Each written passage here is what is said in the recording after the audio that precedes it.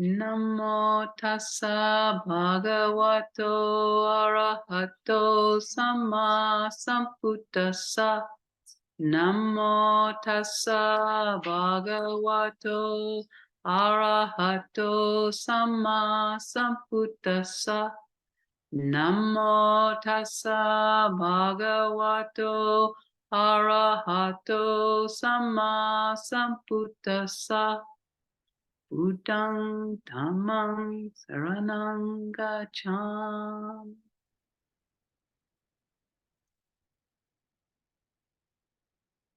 Tonight,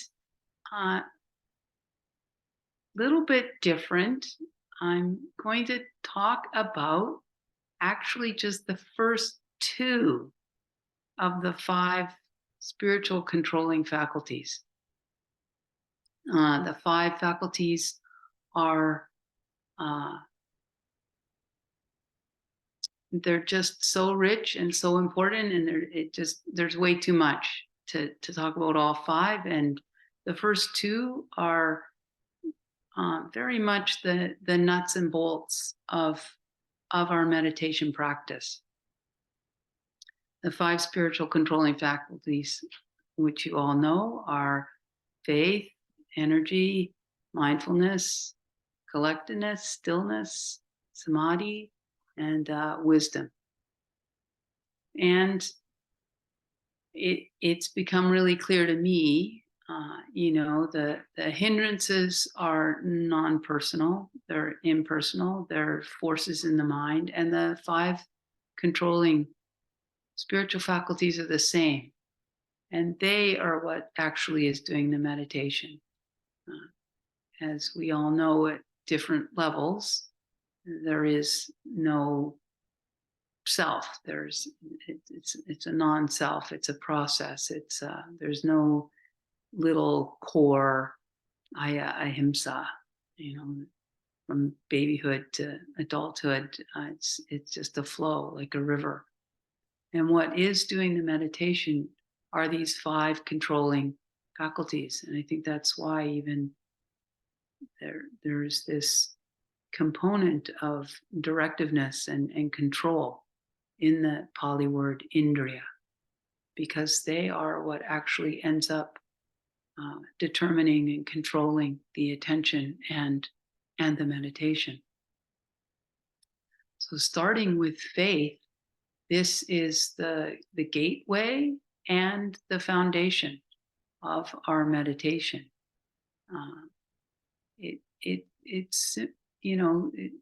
It's got a parallel with right view and right intention, the entryway on the Eightfold Noble Path. And I've heard very recently this definition of faith that deeply resonates with me and is useful for me, helpful for me, even specifically in meditation sessions, in my meditation, and in my approach to sitting down to meditate formally. And that is a deep trust, a deep confidence in the reality of possibility. Our faith in Buddhism is not faith in God. It's not even a faith in the benevolence of the universe, but it is a confidence in the reality of the possibility, the potential of our own minds, potential in our own lives, this very life. And, each Buddha, including Gautama Buddha, had these 10 powers. Each Buddha has these 10 powers, and the Buddha outlines them many times. And the first of the powers that a Buddha has is the power to know what's possible and what's not possible. And this framework and paradigm, the Buddha uses hundreds of times in the suttas. Are you all familiar with the website Sutta Central? oh, I really just jot that down. Sutta Central. It has all of the Pali Canon um, with sometimes even many translations, like the Dhammapada, many translations, many of the suttas. So this is Bhante Sujata has been the driving force around this website, but it's a very great resource for us because you can do searches on Sutta Central, and then boom, you can see how many times this word appears in the suttas, and then obviously all of this, all of citations. And if you Google possible or even impossible, it comes up hundreds of times. That's how I know possible and impossibles in the suttas hundreds of times. I mean, I've read it many times, but I wouldn't have known. It was hundreds of times. And so the Buddha is saying it's possible. It is possible for us to purify our minds. It's very possible. And then he tells us how. And this is significant. There's a fabulous story.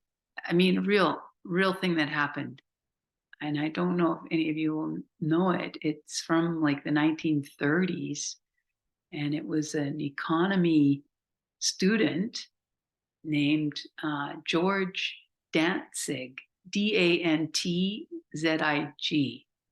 George Dantzig. And he was attending grad school at University of California in Berkeley. And this one morning, he oversleeps and he rushes to his seminar, gets there, and there are these two mathematical economy questions on the board. Does anyone know this story? Okay, it's such a great story for us as practitioners. So, and he gets there like halfway through the class. And anyway, he writes down these two questions, thinking that they're the homework, and goes and really struggles with these two questions, and is not able to complete the homework, within the week and hand it in. So sheepishly, he hands this homework in up like 3 or 4 weeks late, and like apologizing and asking, will you still accept it? Turns out that these were two questions that the professor had put on the board that were at that point in mathematics and in economics unsolvable. They were considered impossible. But George Dantzig never heard this, thought they were his homework, and he wrestled with them and solved them.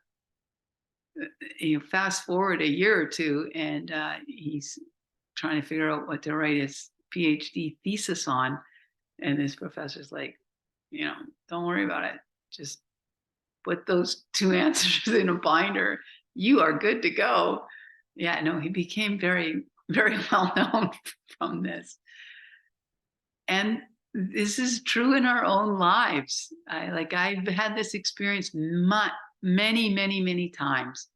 My 10 years in the robes, I've been in two different monasteries that were quite big, and we had a lot of acreage, and like I said, it was very much like a startup. We were building buildings, and I was doing all of this maintenance, things I've never done before, like installing toilets and managing forests. And I realized early on, if I approached a task with uncertainty, like I don't know if I can do this, it would not go very well. And if I not unreasonably, I would get advice and I would watch YouTube videos, and I would do some preparation. But if I approached a task like, we can do this, and I would even use that language with the little team that I was heading up, whatever it was we were doing, chainsawing down trees or, removing faucets. It's like, we can do this. Or even as simple as, unscrewing something. It would be tight and it would feel like it was, frozen. And but if I'd be like, no, we could do this, and then go at it again, invariably I would have a success. So there really is this. I find this very powerful, to truly be honest and look deep in your heart. What do I really think is possible? Because sometimes I think that we've set the bar too low, that it's possible for us to have deep states of meditation. It's possible for us to have deep insights. It's possible for us to really overcome, really heal maybe some, childhood, lifelong wounding, some tenacious habits of mind. These things, there can be progress, there can be success, and it's great for us to think like that and to talk to one another like that. And Beth Upton has her own form of, this is possible, and I get to experience it when she has these group interviews, and somebody's really encountering some deep pain or deep wandering, wounding. And I'll hear Beth talk about you can do. This is the phrase you can do. You can be with this pain. You can do. You can have the courage. You can have the strength of heart. Or people, learning how to go from first jhana to second jhana, should be like, you can do it with confidence. Like you've done it many, many times. You can do.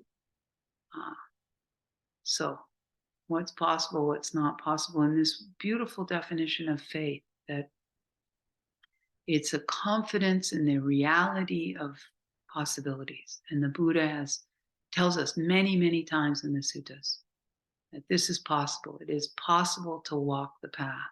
And the path leads in one direction only, towards freedom, towards less suffering in our lives. The Dhamma, wherever you enter it, however old you are, whatever your situation, the Dhamma has one flavor. It's the flavor of freedom. And this kind of faith, feeds energy. When you think something's possible, you're much more invested. You bring much more energy to the endeavor. And so faith feeds energy. And I think this is why the 5 spiritual faculties, are in this order. That the faith feeds the energy. And often the Buddha will give a teaching in brief and then a teaching in detail. So the 5 spiritual faculties, faith, energy, mindfulness, samadhi, wisdom, this is the teaching in brief. And when he gives the teaching in detail of the 5 faculties, it's very clear. Even though the 5 faculties is always energy, it's always the Pali word for energy, virya. When he gives the teaching in detail, it becomes clear that this energy of the 5 controlling spiritual faculties is actually the word effort. It's actually the 4 right efforts. That is the spiritual faculty of energy. It's actually Vayama, the 4 right efforts. One example is in the Samyutta Nikaya, the linked discourses, and I'll read Bhante Sujato's translation, not Bhikkhu Bodhi's, and this is where the Buddha is saying, there are these 5 faculties. What 5? Faculties of faith, energy, mindfulness, immersion is the translation that Bhante Sujato uses. for samadhi and wisdom. And and what is the faculty of faith? It is this, confidence in the reality of possibility. It's a deep, deep trust that the Buddha was indeed awakened. It's when a noble disciple has faith in the realized one's awakening. That blessed one is perfected, a fully awakened Buddha, accomplished in knowledge and conduct, holy, knower of the world, supreme guide for those who wish to train, teacher of gods and humans, awakened, blessed. This is called the faculty of faith. And what is the faculty of energy? It's when a noble disciple lives with energy roused up for giving up unskillful qualities and embracing skillful qualities. They're strong, staunchly vigorous. This is the energy part. Not slacking off when it comes to developing skillful qualities. They generate enthusiasm because they know it's possible. Try, make an effort, exert the mind, and strive so that bad, unskillful qualities don't arise. They generate enthusiasm. Try, make an effort, exert the mind, and strive so that bad, unskillful qualities that have arisen are given up. They generate enthusiasm. Try, make an effort, exert the mind, and strive so that skillful qualities arise. They generate enthusiasm. Try, make an effort, exert the mind, and strive so that skillful qualities that have arisen remain and are not lost but increase, mature, and are completed by development. This is called the faculty of energy. So it's the four right efforts that we're all very familiar with, of preventing, abandoning, arousing, and maintaining, developing. And I always want to have a caveat, a big precaution in talking about right effort, talking about this spiritual faculty of energy, which is the four right efforts, with us that have very different conditioning than the culture in which the Buddha was giving this teaching. We have a lot of conditioning that if we work harder, we'll get there faster, it will go better. And this is not true in the Dhamma. This is not what the Buddha's pointing to. And I feel strongly about this because I've done it a lot in my own meditation, had quite a bit of gutting it out and quite a bit of striving, and it made me tense and tight and sort of dampened joy and didn't work. And I'm now learning much more about relaxing and enjoying and balanced effort. And for me, the go-to monk on this topic is Ajahn Brahm. I think that he has really figured out how to help Westerners relax and actually ease up. For him, he actually he doesn't even call it right effort anymore. He's switched to calling it right endeavor. And right away, the mind is different. Oh, it's an endeavor. It's an activity. It's not this work thing, this effort. It's an endeavor. It's an engagement, like right engagement, right endeavor. These are much more useful terms as Westerners for this path factor and this instruction from the Buddha that is, it actually appears in more lists than mindfulness. This right endeavor, right engagement, And I think that it's based on a deep confidence that this is worthwhile, this is meaningful, this is important, and this is possible, that we can purify our minds. And so this right endeavor with preventing,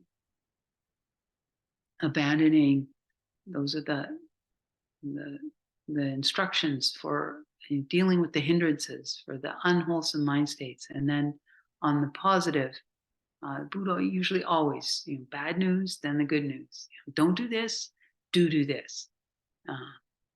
And to arouse wholesome mind states and to keep them going.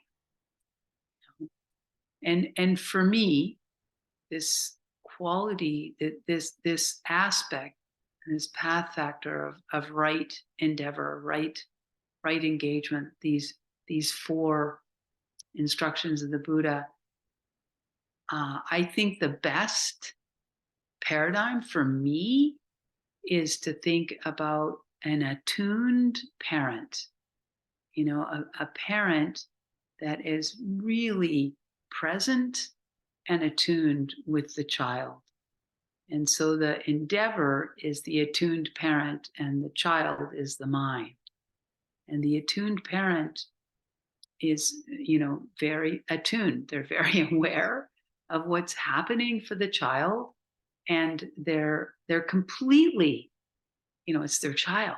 They're completely invested, and they're completely on the child's side, and it's a long-term project to raise this child to become a mature, responsible adult. I think this is a beautiful simile, metaphor, paradigm. And I have the privilege of watching my daughter, who's now got a 6-year-old and a 4-year-old, and she's done lots of research and read a lot about attachment parenting, attuned parenting, and she's so skilled. And it's been invaluable for me to be around the couple of times a year that I get to be around it. It's like watching a skit, a little play of meditation. It like acted out. For example, like this idea of preventing, as an attuned parent, I watch her. She's tracking. How much did they sleep? How much have they eaten? How much have they been drinking? What's the mood? And she's preventing.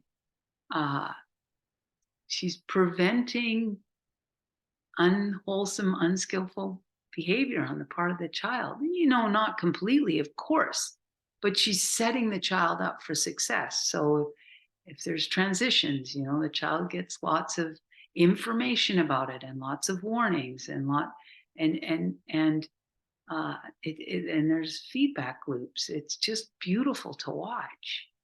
They'll often, whenever they're baking, chocolate chips are in everything they ever bake, and whether they belong in there or not. And at one time watching her, the children were much younger. They're like 4 and 2, and they're making banana loaf, and they're allowed, while they're making the banana loaf, they're allowed to eat 2 chocolate chips each. That's just part of the routine.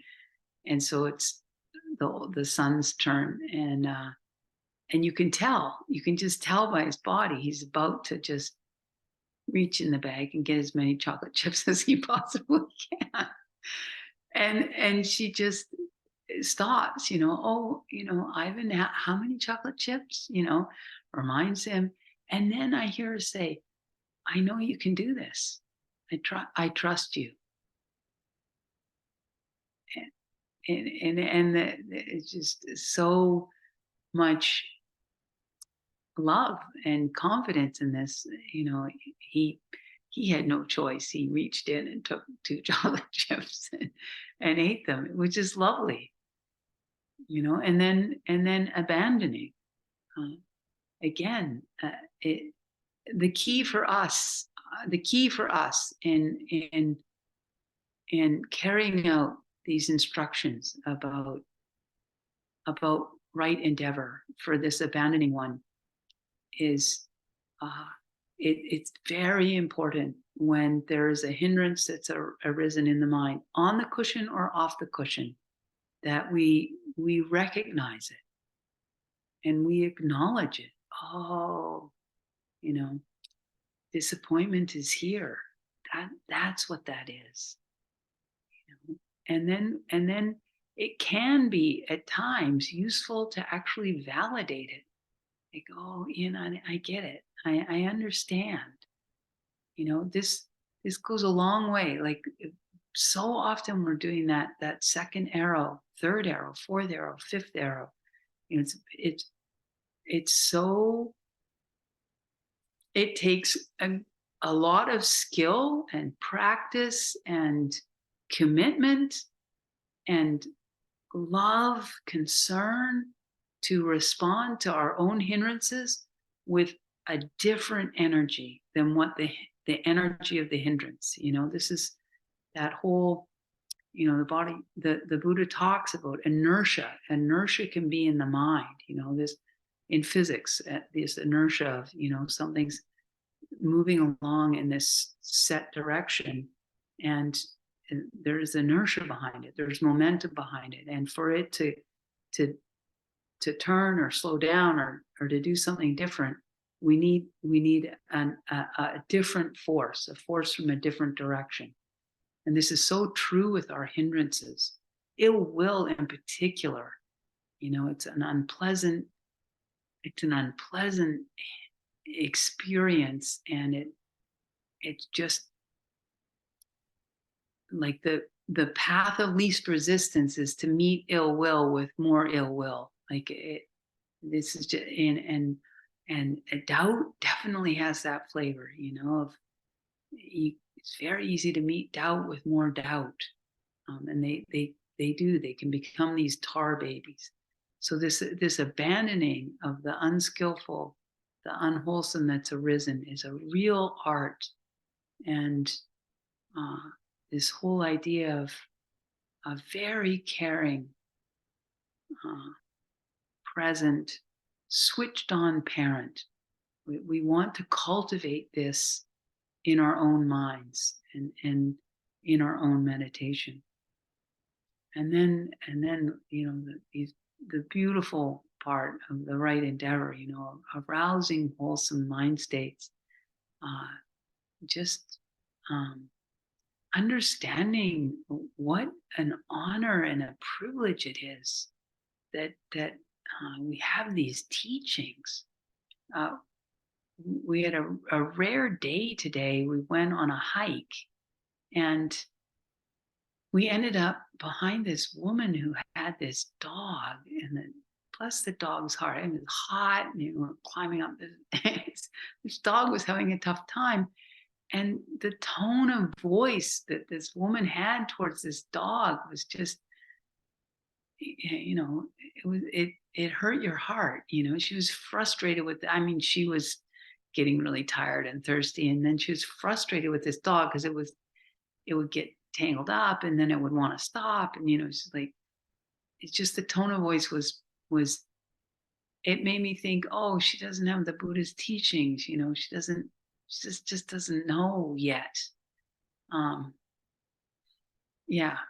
So even the value that we put on wholesome mind states is that's precious. This is our treasure, and it's part of our faith, that we really believe that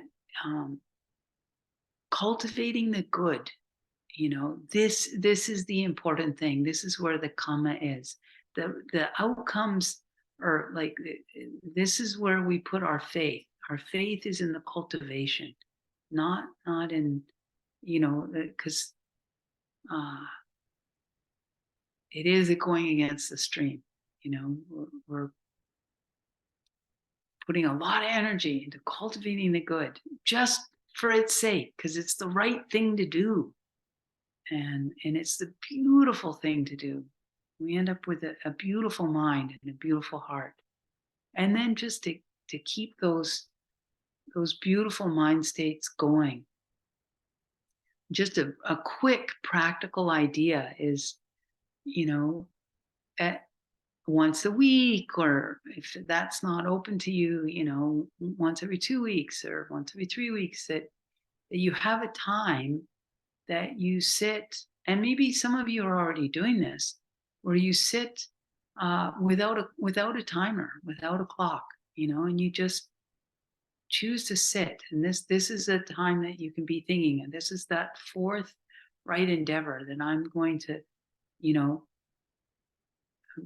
become present, and the mindfulness is going to gain momentum and strength, and I'm going to be with more subtlety in my meditation, and then when the thought comes like, oh, maybe I'll stop, invariably it will be a hindrance that brings us out of our meditation, that you commit, I'm actually gonna work through that first time that I think, oh, like maybe I'll have a cup of tea, or maybe I'll call so-and-so, or maybe I'll write that email. Like, no, actually, maybe I'll think about why am I wanting to stop meditating? And maybe I can get back into it, get a second wind. And this is a practical way to be on the forward edge of our meditation. We just sit without a timer, and we push through, once, and then okay, and maybe it's just 5 more minutes, but I'm not going to just get up off the cushion the first impulse to do that. I'm going to examine it and work through it, and sit a bit longer. Yeah. And I'll just end with a fabulous scripture from Samyutta Nikaya 1.1, actually, the beginning of the Samyutta, when the Buddha is asked about, like, how did you do it? And he just says, how, dear sir, did you cross the flood? By not halting, friend, and by not straining. I crossed the flood. This whole idea of balance.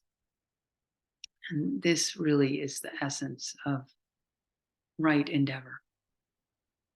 So I'll end there, and we're kind of at time, but if people wanted to ask a question or make a comment, or if people are needing to go, whatever's appropriate now. We can certainly take time for questions. If someone needs to leave for whatever reason, they can silently leave the Zoom room. Otherwise, the rest of us can stay a little longer. Great. Welcome, Kathy.